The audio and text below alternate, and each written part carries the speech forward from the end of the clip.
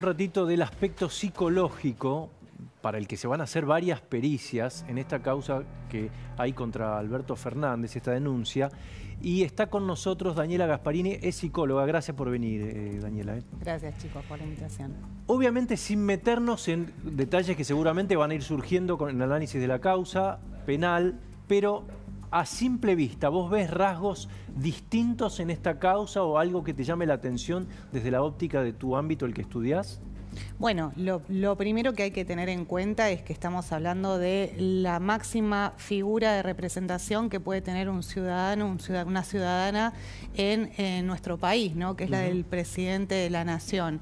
En este caso, la denuncia de Fabiola Yáñez contra el expresidente Alberto Fernández lo que hace es impactar en nuestra sociedad profundamente, porque estamos hablando de la máxima expresión de poder que se puede llegar a tener, ¿no? Como ciudadano. Y como se sabe o se conoce, y si no también lo traigo a colación, cuando hablamos de violencias por razones de género estamos hablando de una violación a los derechos humanos de las mujeres y estamos hablando de que esto sucede sobre la base de las desigualdades estructurales de género y de la asimetría de poder. Entonces creo que es importante que podamos saber que una persona, ¿no?, que está en una situación de violencia por razones de género atraviesa un montón de situaciones psicológicas muy importantes y muy severas, ¿no? Digo, hablo de humillación, hablo de deshonra, de insultos, de menosprecio a su persona, hablo de situaciones en las que le hace sentir que no sirve para otra cosa, situaciones en las que se ve totalmente afectada la autoestima de una mujer y por eso su autonomía y su autodeterminación. Entonces, digo, estamos hablando de que esta en una instancia y que puede ser parte de un círculo, ¿no?, donde la mujer está en una situación de violencia,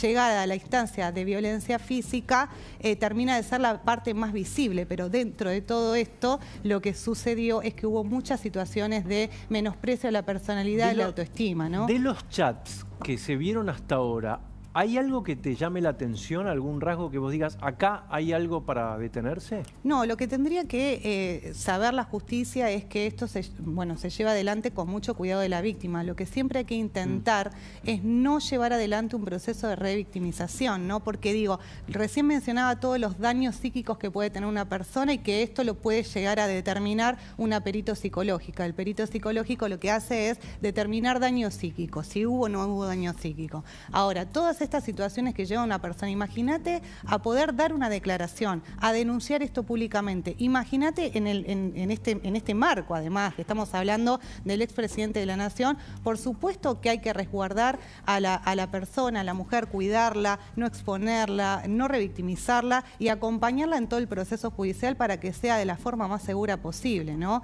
Me parece que esos datos puntuales sobre daño psíquico o las pericias que se puedan llevar adelante, si ella está de acuerdo, van a ser determinantes en la causa.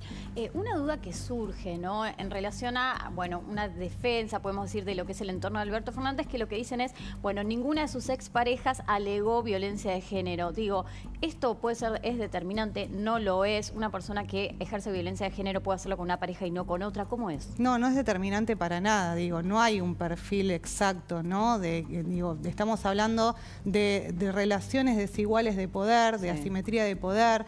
Es realmente complejo, ¿no? Porque hay mucha de la violencia que es invisible y muchas víctimas no se consideran víctimas de violencia porque no son capaces de ver y de autopercibirse como tales, ¿no? Porque se naturaliza. Lamentablemente se ha denaturalizado siempre la violencia por razones de género, porque siempre las mujeres han estado también relegadas a determinados espacios, determinados roles, y el hombre ha también avanzado, ¿no?, bajo el paraguas de un sistema político, económico, patriarcal sobre los derechos de las mujeres. Entonces digo, ahí hay una cuestión que tiene que ver con una superestructura, no digo que tiene que ver solamente con los individuos. Y que los individuos, obviamente los varones, tienen determinados privilegios que lamentablemente terminan siendo o cayendo en micromachismos o situaciones de violencias más invisibles, ¿no? Porque lo más visible es la violencia física, la violación sexual, bueno, incluso situaciones de hasta explotación sexual, trata,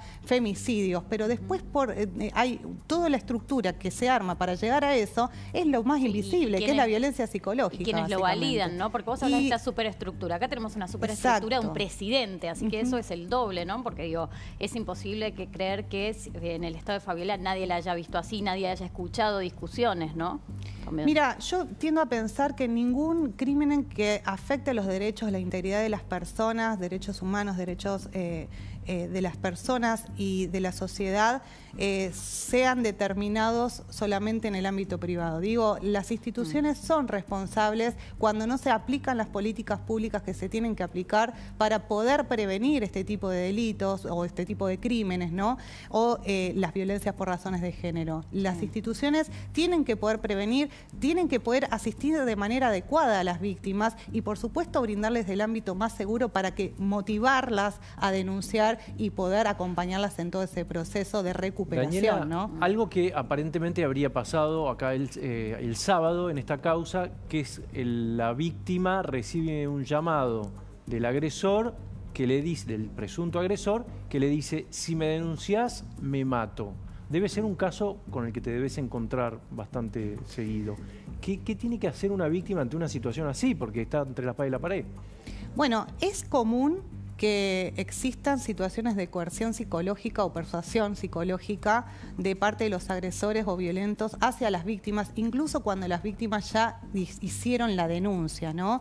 De hecho, hay un montón de casos de violaciones a las restricciones perimetrales y, por supuesto, de abusos psicológicos contra las víctimas, justamente para que las víctimas tiren para atrás la denuncia o para que desestimen la denuncia realizada o no avancen en las denuncias. Pero eso, yo me pongo en el lugar y digo, bueno, no sé, yo no quiero arriesgarme a que esto pase. Entonces digo, bueno, por ahí puedo acotar el daño. Supongo que esto debe ser un instintivo en cualquier persona, ¿no?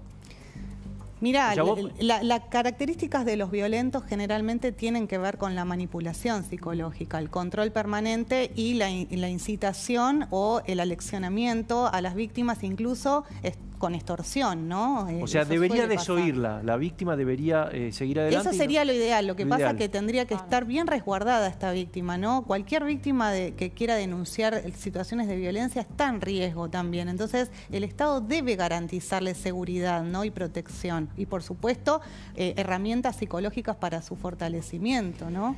Uno se pregunta, en muchos casos, bueno, ahora apareció la idea de que pudo haber estado cautiva, ¿no?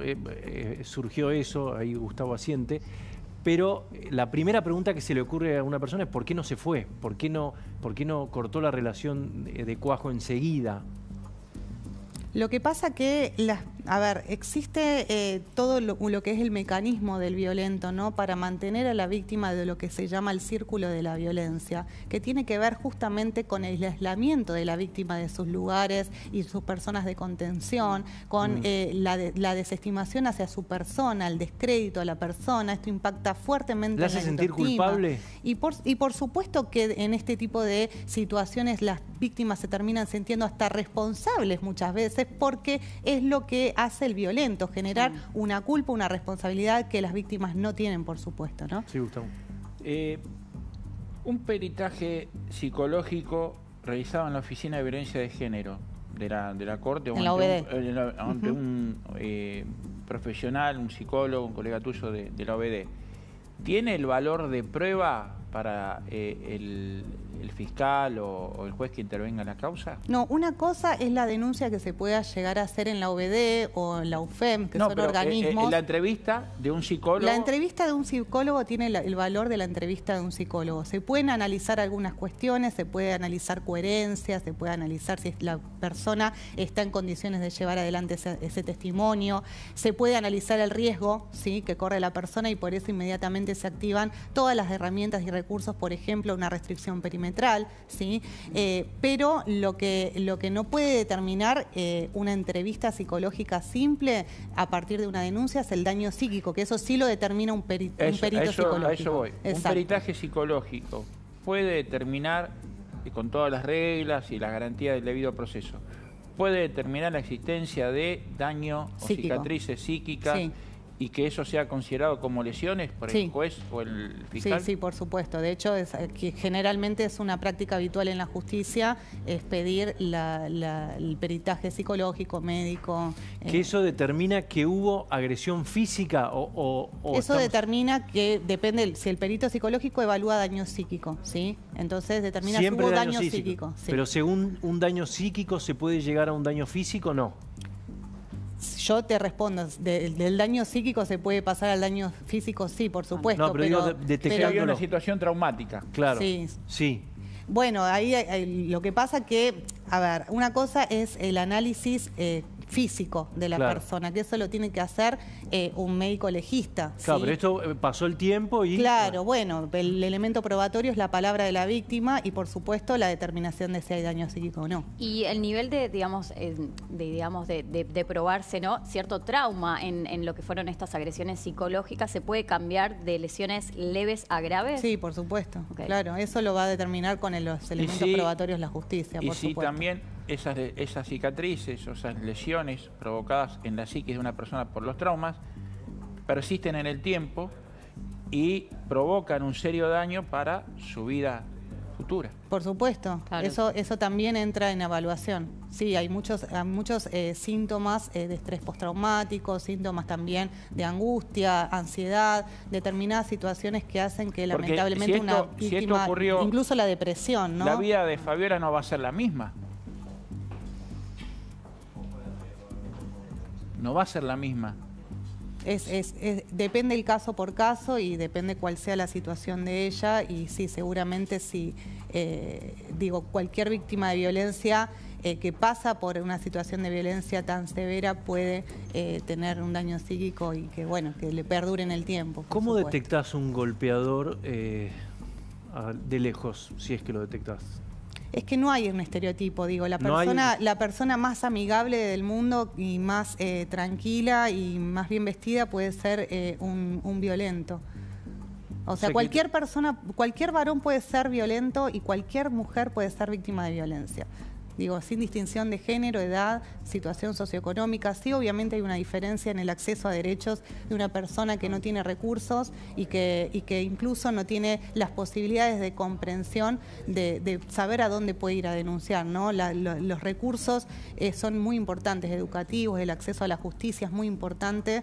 Imagínate una persona con formación, ¿no? Que tiene formación intelectual, que tiene dinero, que está bien posicionada en su posición socioeconómica en la vida, tiene dificultades para denunciar por un montón de situaciones, por miedo, por amenaza, por culpa. Imagínate una víctima de bajos recursos, ¿no? Gracias, Daniela. No, gracias a ustedes. Esto va a seguir. ¿Está ya María Aurora para saber?